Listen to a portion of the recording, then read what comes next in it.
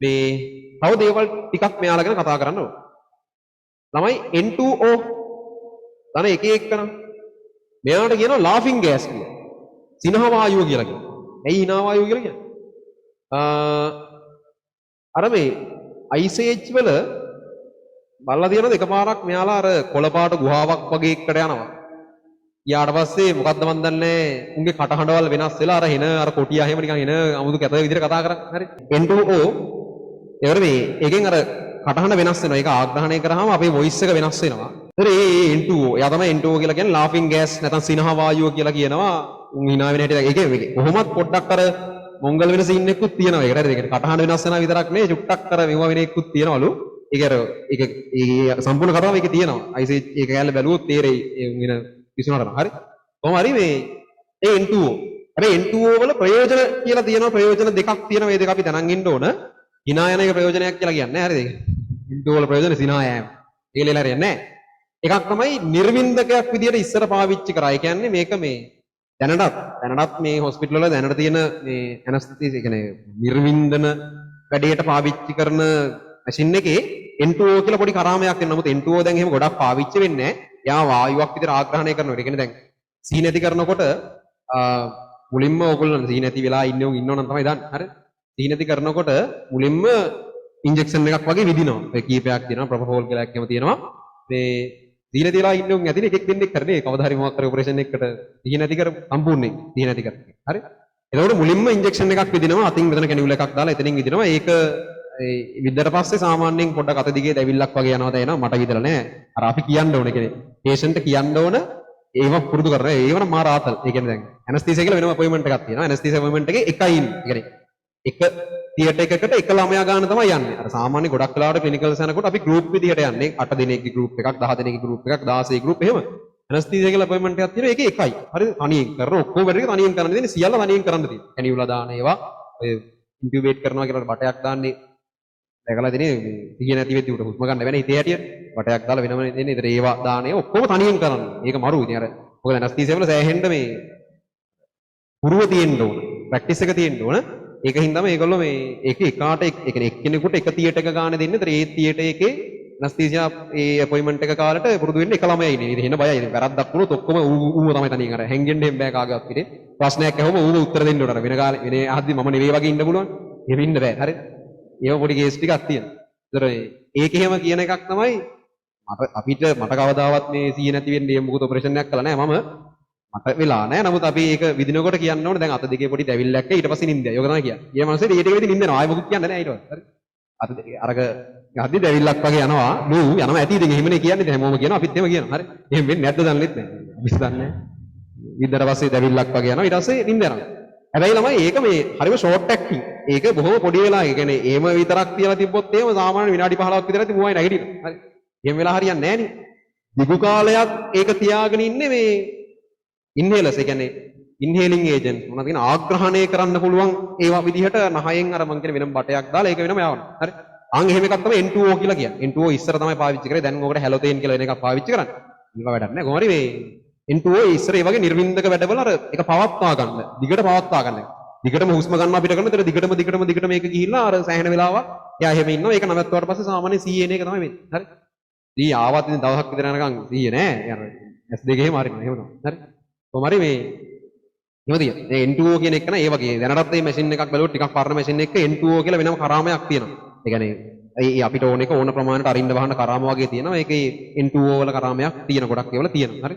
ඒතර එහෙම කේස් එකක් තමයි N2O කියලා කියන්නේ. N2O වල ප්‍රයෝජන දෙකක් තියෙනවා. එකක් ඔය මම කියපු නිර්වින්දක කතාව. දෙවෙනි එක ඉස්සර ඔය මේ කාර් ගේම් එහෙම ගහලා තියෙනවා නම් අර එක එක නම් වලින් අද නයිට්‍රස් කියලා කියනවා. නැත්තම් නොස් දානවා කියලා සමහරුන් කියන එක එක නම් වලින් ඒව හඳුන්වනවා.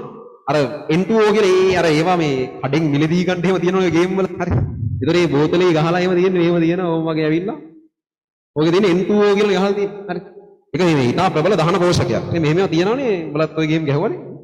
මේ කොහොම හරි දහන පෝෂකයක් වශයෙන් ඒක අර ඒකෙන් ඒක කැඩිලා ඔක්සිජන් ඇවිල්ලා ඉතා හොඳ දහනයක් කියලා එකපාර වැඩි ශක්තියක් ගන්න පුළුවන්. ස්පීඩ් එක පොඩ්ඩක් එකපාර වැඩි කරගන්න පුළුවන්. හරි. ඒතර ඕකදිය. හරි. ඒක දැම්ම කියලා දුම්බට වලින් ගින්දරනවා ඒව නම් වෙන්නේ අර මේ ගේම් වල දුම්බට වලින් ගින්දරත් ඇවිල්ලා හින කේස් ගොඩක් වෙනවා. එහෙම වෙන්නේ නැහැ. නමුත් මේ සෑහෙන්න ලොකු ශක්තියක් එකපාර එනවා. ඒකෙන් ලොකු වේගයක් ගන්න පුළුවන්. එකපාර ඒ දෙවෙනි වාසිය දහන පෝෂක. පළවෙනි එක නිර්වින්දකයක්, දිගිය නැති කරන අයිටම් එකක්, දෙවෙනි එක දහන පෝෂකයක්. N2O වල ප්‍රයෝජන සාහිත අමතරව N2O වලට කියන නිකන් අර පොදු නාමයක් තියෙනවා. සිනහ වායුව නැත්නම් laughing gas කියලා කියනවා. හරි? N2O ගැන ඒ ටික දැනන් ඉන්න ඕන.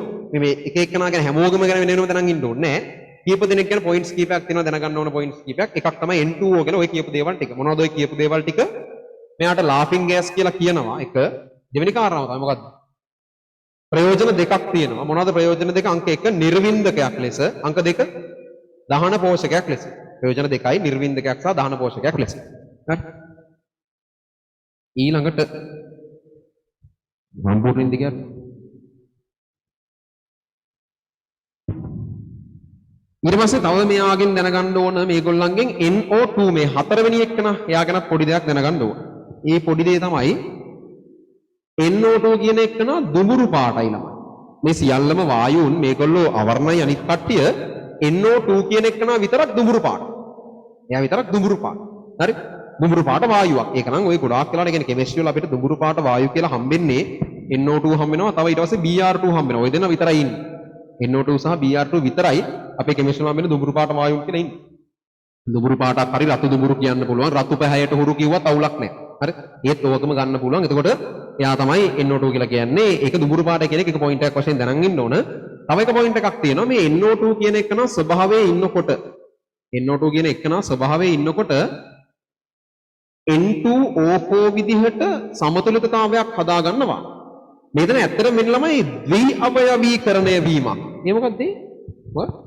ද්වි අවයවීකරණය වී ඉන්නේ කියලා කියන්නේ මොකක්ද?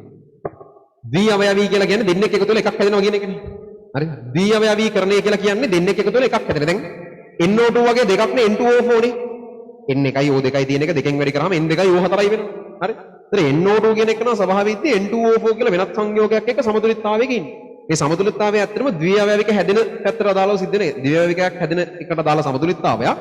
මේ සමතුලිතතාවයේ ස්වභාවයෙන් ඉන්නකොට NO2 ඕකේ හැමතිස්සෙම ඉන්නවා කියන එක දෙවෙනි පොයින්ට් එක වශයෙන් දැනන් ඉන්න ඕන. ඒතර මෙයාගේ පාට මං ආයමත් කියන්නම් දුඹුරු පාට කියලා. ඒතර වෙන ඕන කෙනෙක් අවර්ණයි. හොඳේ මෙයාත් අවර්ණයි. මෙයා අවර්ණයි. හරි මෙහෙම සමතුලිතතාවයක එයා ස්වභාවයෙන් ඉන්නවා කියන එක දෙවෙනි පොයින්ට් එක වශයෙන් එයා සම්බන්ධ දැනන් ඉන්න ඕන. ඒ ටික තමයි ඒගොල්ලෝ ගැන දැනන් ඉන්න ඕන ඔයාලා පොයින්ට්ස් තියෙන මොනවද එතකොට? N2O ගැන විශේෂ කරුණු කීපයක් තිබ්බා. පළවෙනි කාරණාව තමයි යාට සිනහ වායුව කියලා නමක් කියනවා. දෙවෙනි කාරණාව තමයි ප්‍රයෝජන දෙකක් කියනවා. මොනවද මේ ප්‍රයෝජන දෙක? නිර්වින්දකයක් දෙක දහන පෝෂකයක්.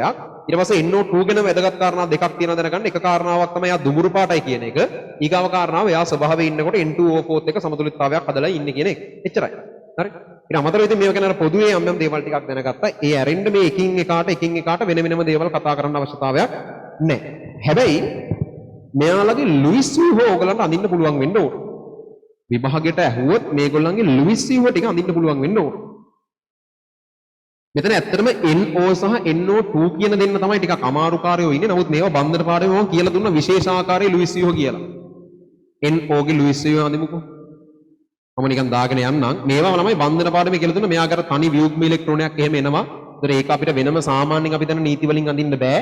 වෙනම එයාගේ ව්‍යුහය ඇඳලා දැනුමක් විදිහටම ඉගෙනගෙන ඉන්න ඕන කියලා කිව්වම NO ගේ ව්‍යුහ ගැන. ඊට පස්සේ N2O මට N2O මතක වුණා. N2O. ඒතර මෙයාගේ සැකිල්ල මේක ළමයි ඒව අඳින්න මම කියන කොතන අඳින්න කියලා මම සැකිල්ල විතරක් එයාගේ දෙනවා.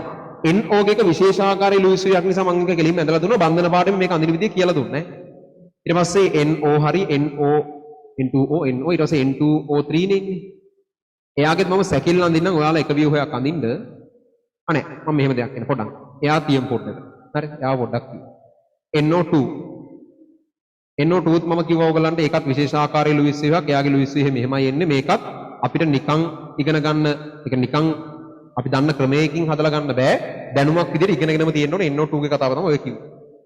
ඒතර මම N2O3 එක ඇඳේ නෑ. ඊට පස්සේ මට ඔයිට අමතරව තියෙනවා N2O4 මම මෙතෙන්ට දාන්නම්. N2O4 කියන අර අරයාගෙම ද්විඅවයවිකය ඒකත් අපි යනකොට දාමු සහ N2O5ත් අපි අඳින්න තියෙනවා. හරි. දැන් ඔයාලගේ ඩියුට් එකේ නයිට්‍රජන් ඔක්සයිඩ් සම්බන්ධ විශේෂ කරුණු කියලා මාතෘකාවක් පටන් අරන් තියෙනවා. ඒ වෙනකන් කියපු දේවල් ටික ඊට කලින් පිටුවේ දීලා තියෙනවා. පස්සේ බලන්න සියලු දේවල් ටික නෝට් එකේ දාලා තියෙනවා.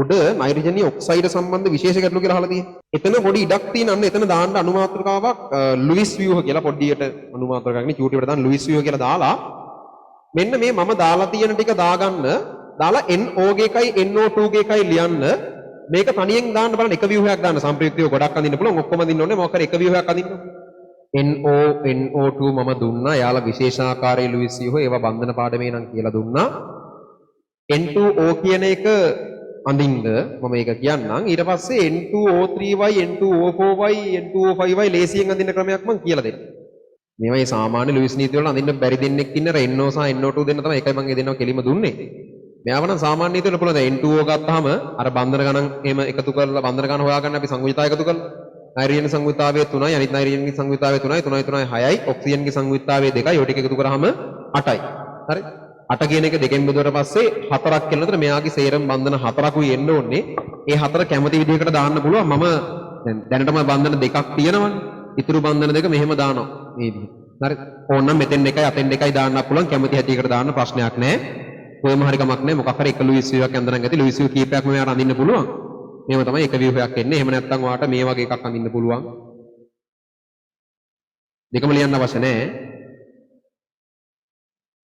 මේක තමයි මම වඩා හොඳ වඩා අස්ථායි ව්‍යුහය මේක මොකද ඔක්සිජන් ග්‍රීන් එකක් තියෙද්දි ව්‍යුහය ස්ථායි වෙනවනේ එහෙම ඒක තමයි වඩා අස්ථායි වෙන්නේ ඉතින් ඒක දාන්න පුළුවන් නම් වඩා හොඳයි නැත්නම් දෙකම දැම්මත් ඉතින් කමක් නැහැ මොකක් හරි ව්‍යුහයක් අඳගන්න පුළුවන් නම් ඇති නිකම් ව්‍යුහයක් අඳින්න ගියාම ඕන එකක් අඳින්න පුළුවන් හරි වඩාත්ම හොඳ එක මම මේ කොටු කරලා තියෙන්නේ මොකද එතන ඍණාරෝපණයේ ඔක්සිජන් මත තියෙන්නේ එතකොට ස්ථායි ගතිය වැඩි නයිට්‍රජන් මත තියෙනවට වඩා N2O ගේ වීම ඒකෙමයි මේකෙම ඔහොම කතාව හරි දැන් N2O3 ව හිතා ගන්න ලේසි ක්‍රමයක් කියන්නයි යන්නේ N2O3 ගේ ව්‍යුහය ඔයා අපි ඇඳලා තියෙන ටික දිහා බලලා හිතන්න ලේසි ක්‍රමයක් තමයි N2O3 සමානයි කියලා දකින්න පුළුවන් නේද ඔයාට NO ධන NO2 කියලා ඒක ඇත්තට මෙහෙම මේ ප්‍රතික්‍රියාවක් මොකුත් නැහැ නමුත් අපිට හිතන්න බලන්න දැන් N2යි O3යි නේ තියෙන්නේ N2යි O3යි ගන්න පුළුවන් නේ NO එකකුයි NO2 එකකුයි එකතු කරලා මම කියන කතාව හරියද බලන්න හා කියන කාරණාව ගැලපෙනවද කියලා බලන්න අකුරු ටික එකතු කරලා මම කියන්නේ N2O3 ව ඔයාලට ගන්න පුළුවන්ලු NO2යි NOයි එකතු කරලා අකුරු ටික එකතු N1යි N1යි N2 හරි O1යි O2යි O3 හරි බලන්න හරිනේ ගැලපෙනවා ඒ අනුව මෙන්න මෙහෙම කරමු හරි මෙන්න NO මම NO වඳිනවා මෙන්න අනිත් පැත්තට අඳින්න හැබැයි මම යන්නකෝ NOම ආය ඇඳලා මේ NOයි මෙසර NO2වත් මම අඳිනවා ඒකත් පොඩ්ඩක් වෙනස් කළා මම අඳින්නේ මෙහෙම එක ඔක්සිජන් කෙනෙක් දෙනවා අනිත් ඔක්සිජන් පල්ලෙහාට දාලා මම අඳින්නේ දැන් අවුලක් නැහැනේ විදිය පොඩ්ඩක් වෙනස් කරාට අරයම තමයි මම ඇඳලා තියෙන්නේ හරි මේ මෙහෙම කරා මොකද කරේ NO වලිව මෙතනින් එයාටම නයිට්‍රජන් කෙනා මුහුණ දීලා ඉන්න විදිහට NO2 වලිව මෙතනින් මොකද මම දන්නවා දැන් N2O3 හැදෙන්නේ NOY NO2යි එකතු කරලා හදාගන්න පුළුවන් කතාව ඔයාලට කරන් තියෙන්නේ මෙච්චර ළමයි මේ තිතයි NO ගේ එනවනේ වියුක්ම ඉලෙක්ට්‍රෝනය NO2 ගෙත් එනවනේ වියුක්ම ඉලෙක්ට්‍රෝනය ඔන්න ඔය දෙක යා කරලා බන්ධනයක් හදන්න අපිට N2O3 ගේ ව්‍යුහය එනවා එච්චරයි මම පැටලෙනවා නම් කියලා වෙන් කරන්නම් මේ විදිහට අපිට N2O3 ගේ ව්‍යුහය ගන්න පුළුවන් ඉතින් N2O3 ගේ ව්‍යුහය කියන එක අපි ගන්නේ NO ගේ ව්‍යුහයයි NO2 ගේ ව්‍යුහයේ තියෙන තනි ඉලෙක්ට්‍රෝන දෙක තියෙන්නේ අන්න ඒ දෙක පාවිච්චි කරලා බන්ධනයක් හැදුවම අපිට N2O3 ගේ ව්‍යුහය එනවා අගල N2O3 එක දාගන්න ඒකේ මම කරපු විදිහට හිමීට හිතලා කරන්න මැද බන්ධනේ පුළුවන් නම් වෙන පාටකින් දාගන්න ආයසරයක් බලද්දි තේරෙන විදිහට එතකොට NO ගේ තනි ඉලෙක්ට්‍රෝන තිබුණා NO ගේ තනි ඉලෙක්ට්‍රෝනයක් තිබුණා NO2 ගේ තනි ඉලෙක්ට්‍රෝනයක් තිබුණා ඒ තනි ඉලෙක්ට්‍රෝන දෙක එකිනෙක යාවලා බන්ධනයක් හදනවා ආරෝපණ මොකුත් වෙනස් වෙන්නේ නැහැ තිබ්බ ආරෝපණ එහෙමම තියෙනවා ආරෝපණ මොකුත් වෙනස් නැහැ ආරෝපණ ඒ විදිහටම තියෙනවා හරි ඊට පස්සේ දැන් මම ඊළඟට කොහොම මොකක් උගන්වයිද කියලා හිතන්න බලන්න පුළුවන් මම ඊළඟට කියන්නේ N2O4 ගේ ලුයිස් ව්‍යුහය අඳින විදිය කියලා දෙන්නේ මොකක් මම කියයිද ඔයාලා හිතන්න හා මොකක් කිය මම කියයි N2O4 කියන එක නා අපිට ගන්න පුළුවන් NO2 ළම දෙන්නෙක් එකට එකතු කරලා නේ එහෙමනම් අර කරපු විදිහටම ඔන්න NO2 ලා දෙන්නෙක් එක්කම එකිනෙකට මූණ දාලා ලියනවා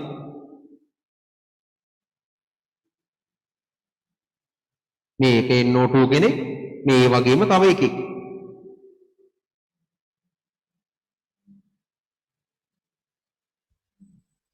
ඉතින් N2O4 හැදෙනකොට වෙන්නේ ඔය දෙන්න එකතු වෙලා එක බන්ධනයක් හැදෙනවා. ඔන්න N2O4 ගේ අර NO සහ NO2 දන්නවනම් N2O3Y N2O4Y නිකම්ම හදලා ගන්න පුළුවන්. N2O4 ලියාගත්තා. මෙතන එතකොට අපිට මේක අපිට හිතලා ගන්න පුළුවන් අර ඉස්සර ව්‍යුහා බන්ධන පාඩමේ ඕන ලුයිස් ව්‍යුහයක් ඇඳ වගේ හිතලා ගන්න පුළුවන්. මේක හිතලා ගන්න බෑ මේක පාඩම් කරන්න වෙනවා ඒක බන්ධන පාඩමේදීත් මම කිව්වා විශේෂ ආකාරයේ ලිවිස් යටතේ NO ගේ සහ NO2 ගේ ව්‍යුහ ළමයින්ට මතක තියාගන්න වෙනවා කරන්න දෙයක් නැහැ. හැබැයි මේ දෙක මතකයි නම් මේ දෙක එකතු කරලා N2O3 ව ඉබේ හදා ගන්න පුළුවන්. ඒ කියන්නේ නිකම්ම අර තිත් දෙක යා කරාම බන්ධනයකින් ඒක හැදෙනවා. ඊළඟට ඒ විදිහම NO2 ලා දෙන්නෙක් එකතු කරලා N2O4 ගේ එකත් නිකන් තිත් දෙක යා කරලා ඉරක් ගැහුවම බන්ධනය ගැහුවම හදා ගන්න පුළුවන්. ඉතුරු වෙන්නේ N2O5 විතරනේ. N2O5 ගේ මෙයාට වඩා තියෙන එක ඔක්සිජන් එකක් නේ. N2O4 ට වඩා N2O5 ගේ එක ඔක්සිජන් එකක් නේ තියෙන්නේ. ඒ ඔක්සිජන් එක අපි දානවා මෙතෙන්. මෙතන මම මේ අඳින්න මේ හොඳට බලාගන්න මම කරන වැඩේ. ඔන්න මම අර කලින් ඇඳපු N2O4 ආයෙ අඳිනවා. N2O4ම ආයෙ අඳිනවා. එතකොට මෙහෙම නෙන්නේ.